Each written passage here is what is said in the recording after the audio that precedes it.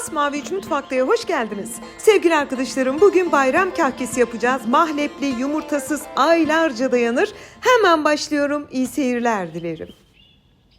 Hamurumuz için gerekli malzemeler: yarım su bardağı sıvı yağ yoğurma kasemize alalım. Yarım su bardağı süt.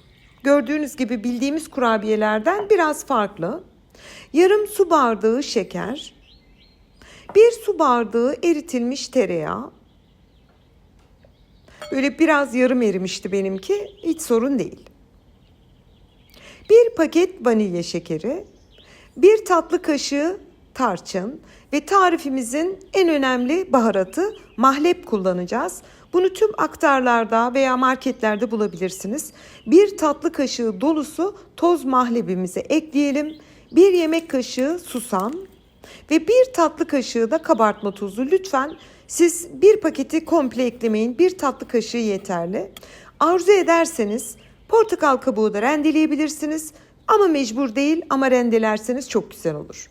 Şimdi tüm malzemelerimizi güzelce bir karıştıralım. Hepsi birbirine bir geçmiş olsun tamamen. Zaten çalışırken bile sevgili arkadaşlarım o tarçının ve mahlebin kokusu sürekli burnunuza geliyor. İnanılmaz bir koku var. Ve unumuzu ekleyerek kabaca bir tahta kaşığımızla toparlayıp yoğurmaya başlayalım. 3,5 maksimum 4 su bardağı kadar una ihtiyacımız var. Ama lütfen dikkatli ekleyin. Her unun sıvıyı çekme oranı farklıdır. Kabaca bir toparladım ve yoğurmaya başlıyorum. Her ne kadar bir kurabiye hamuru da olsa, yani hamur sonuçta hemen 1 dakikada toplanıyor. Ama siz yine de şöyle 3-4 dakika güzelce yumruklayarak yoğurun. Böyle hamur biraz kendini tutsun, hem de baharatlar, malzemeler, gluten bir tık yayılsın. Çok güzel bir kıvama gelsin. Şöyle size gösteriyorum. Şöyle bir tık yağlı gibi görünen ama kolaylıkla da şekil alabilen bir kurabiye hamuru. Şimdi şekil vermeye başlayabiliriz. Biliyorsunuz benim en sevdiğim aparatlardan biridir dondurma aparatı. Onunla bezeler alıyorum bir ceviz büyüklüğünde. Yoksa bir ceviz büyüklüğünde alın. Varsa bununla alırsanız hepsi aynı gram, aynı büyüklükte. Büyük bir pratiklik oluyor bizim için. Yani tartıyla falan da uğraşmanıza gerek yok. Ve bütün hamuru beze alarak tezgaha hazırlıyorum. Vermiş olduğum bu tariften tam 2 tepsi bayram kahkesi çıkacak. Onu da belirtmek isterim. Kurabiyelerimizi batırmak için 2 yemek kaşığı üzüm pekmezinin içerisine şöyle yarım su bardağı kadar su ekleyip güzelce açalım. Dut pekmezi de kullanabilirsiniz, hiç sorun değil. Ve kurabiyelerimizi batırmak için yarım su bardağı beyaz kavrulmamış susamımız gerekli. Onu da hazırladım ve şekil veriyorum. Şimdi ben şekil vermek için böyle bir aparat kullandım. Bu bir kurabiye baskı aparatı.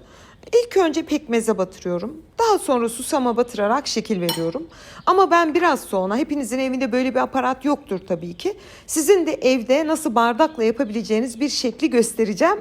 O yüzden panik yok. Hatta hiçbir şey yapmanıza bile gerek yok. Böyle yuvarlak yapıp biraz yassıltıp tepsiye bile dizebilirsiniz.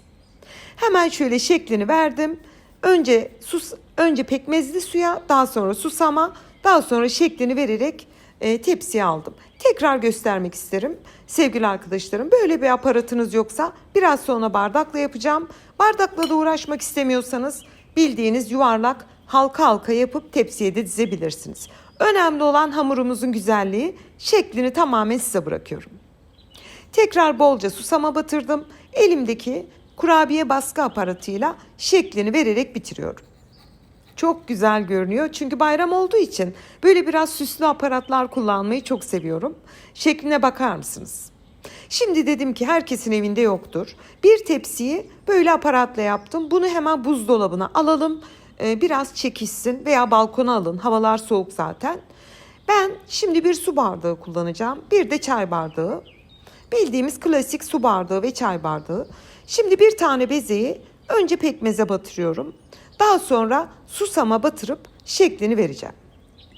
Yani ben size bunu anlatarak değil, göstererek yapmayı tercih ettim. Yoksa ben videomda isterseniz şöyle şöyle de yapın deyip geçebilirdim. Ama ben öyle sevmiyorum.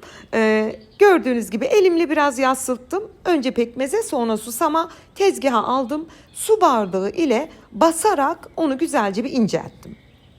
Çünkü bu kurabiyenin özelliği ne kadar ince olacak. Yani bisküvi gibi diyebilirim. Bu şekilde bile tepsiye dizebilirsiniz. Ama ben yine üzerine bir şekil yapacağım. Çay bardağıyla şöyle döne döne çay bardağının yarım tarafıyla desen yaparak bitiriyorum. Gördüğünüz gibi sanki kalıp kullanmış gibi bardakla da son derece güzel şekiller verebiliyoruz. Özellikle bayram gibi özel günlerde birazcık daha özenli olursak kurabiyelerimizde bence çok güzel olur. Siz izlerken sevgili arkadaşlarım hemen kahke hakkında bilgi vermek isterim. Kahke bayramlarda yapılan Gaziantep yöresine, Doğu bölgemize ait çok güzel bir kurabiyedir. Yöresine göre farklılık gösterebilir. İçine pekmez ekleyen var, farklı baharatlar ekleyen var ama mahlep olmazsa olmazı. Bir de kahkenin mayalı olanı var. Onun da videosunu çektim. O da gelecek, bilginiz olsun. Yani ülkemizin, güzelim ülkemin o kadar güzel tarifleri var ki ben de bunlar unutulmasın diye özellikle her zaman öncelik olarak paylaşıyorum. Kahke de onlardan bir tanesi. Hemen tarifime geri dönüyorum. Görmüş olduğunuz gibi bir kısmını susamlı, bir kısmını da kavrulmuş susamlı olarak yaptım. Şimdi sevgili arkadaşlarım, kahkemizin bir kısmını da şöyle 2 yemek kaşığı kadar kırılmış cevizimiz var. Birkaçını da bu şekli veriyorum. Arzu ettiğiniz şekilleri verebilirsiniz. Elimle biraz silindir yaptım. Üzerini basarak düzelttim.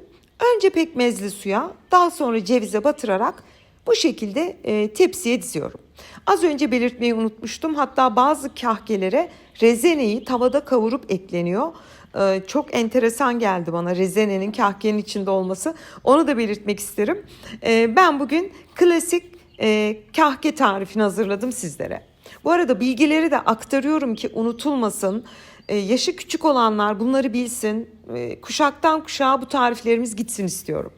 Ve bütün kahkelerimiz hazır. Vermiş olduğum bu tariften 2 tepsi kahke çıktı. Hemen ilk tepsimizi önceden ısınmış alt üst ayar yani fansız ayarda 180 derecede 35-40 dakika pişmeye gönderdim. İyice kızarmasını bekleyin lütfen. İyice nar gibi kızardıktan sonra yani ben tam 35 dakikada nefis bir şekilde kızarmıştı. Mahlep ve tarçın kokuları arasında ilk tepsiyi fırından çıkardım. Bakın sevgili arkadaşlarım, ne çatladı, ne patladı, ne yayıldı, ne şekli şemali bozuldu. Bakar mısınız? Çiçeğin her bir yaprağı bile kalıbında olduğu gibi duruyor. Yani bu çok başarılı bir tarif demek. İkinci tepsimiz de aynı şekilde pişti. Fırından çıkardım. Biliyorsunuz bunu bardakla yaptık. Yani bir aparat kullanmadık. Hemen size onu da göstereyim. O kadar güzel oldu ki sanarsınız ki bir aparat kullandık. Yani her türlü siz yeter ki isteyin, her türlü güzel sunumlar hazırlayabilirsiniz. Ben bahçeye sunumu hazırlarken Mavi yine keyfini yapıyordu ve kahkelerimiz sunum için hazır. Hemen sizlere şöyle detaylıca gösterip büyük bir zevkle doku testine geçiyorum. Sevgili arkadaşlarım, bugün ülkemizin çok geleneksel bir kurabiyesini sunmaktan çok mutluyum. İçinde yumurta olmadığı için baharatlarıyla uzun süre taze kalabiliyor, aylarca diyebilirim. Şekillerini de şöyle yaptığımız gibi gösterip doku testine geçiyorum. Burada bir susayım. O kıtırtıyı duymuşsunuzdur umarım. Tekrar susuyorum. Yani bu kıtırtıdan kıdemli ablalar kurabiyenin ne kadar fantastik olduğunu anlar. Sevgili izleyicilerim, bugün sizlere çok geleneksel bir tarif sundum. Bu tarifler benim için çok kıymetli. Yani ben bunları sununca sanki böyle ülkeme bir iyilik yapmışım gibi hissediyorum. Çünkü unutulmasını istemiyorum. Bugün Ramazan bayram kahkesi hazırladım. Mayalı kahke tarifi de gelecek. Unutulmasın bu tarifler. Şimdiden deneyecek herkese afiyet, bal, şifa olsun diyorum. Hepinize hayırlı Ramazanlar, hayırlı iftarlar diliyorum. Yeni tariflerimde görüşmek ümidiyle.